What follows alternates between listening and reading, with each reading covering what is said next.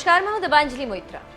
पाकिस्तान में कश्मीर पर बयान देना चीन को महंगा पड़ता जा रहा है। बिना सोचे समझे सबसे पहले पाकिस्तान दौरे पर गए चीनी विदेश मंत्री वांग यी ने पाकिस्तान को खुश करने के चक्कर में एक बड़ा बयान दिया। फिर क्या था, भारत एक्शन में आ गया और चीन को कड़ा संदेश दे दिया। दिल्ली पहुंचे वांग यी का दौरा आधिकारिक न हो सका और विदेश मंत्री और राष्ट्रीय सुरक्षा सलाहकार ने बंद कमरे में खूब खरी खोटी सुनाई, जिससे वांग यी का दिमाग चकरा गया। उसके बाद वांग यी नेपाल के दौरे पर पहुंचे, जहां उम्मीद थी कि नेपाल चीन की मदद करेगा, लेकिन भारत की तरह नेपाल भी चीन से खासा नाराज है।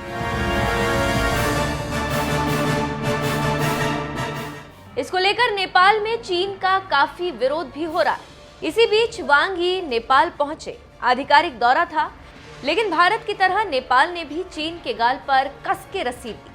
नेपाली अखबार काठमांडू पोस्ट की माने तो चीनी विदेश मंत्री ने नेपाल के वामपंथी दलों के साथ मुलाकात के दौरान BRI को लागू करने पर जोर दिया और अमेरिका के MCC प्रोजेक्ट के मुद्दे का विरोध किया।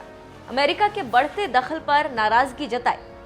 चीन ने एक तरफ जहां BRI पर जोर दिया, वहीं नेपाली वाम दलों ने सीमा व्यापार को फिर से शुरू करने पर जोर दिया, जिसे ड्रैगन ने लंबे समय से रोक रखा है। जानकारी देते चले कि चीन और नेपाल के बीच साल 2017 में BRI समझौता हुआ था, लेकिन अभी तक इस पर कोई ठोस प्रगति नहीं हुई। नेपाली PM शेर बहादुर देउबा और वांग यी के बीच मुलाकात के बाद कोई विस्तृत बयान नहीं जारी किया गया।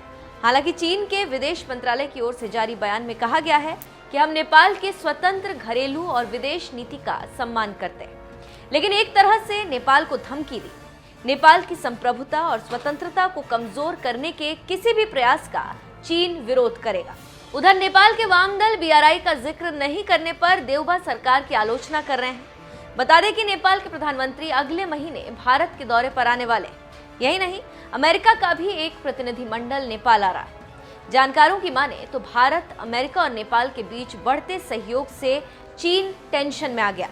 उसे अपने प्रभाव के खत्म होने का डर सता रहा है। तो आप समझ सकते हैं कि कैसे नेपाल और भारत ने मिलकर चीन की बैंड बजाई और कैसे चीन अमेरिका को लेकर बेचैन।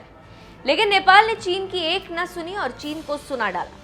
अब देखना होगा कि आगे चीन क्या पैंतरा अपनाता है, लेकिन फिलहाल तो चीन को करारा जवाब मिला।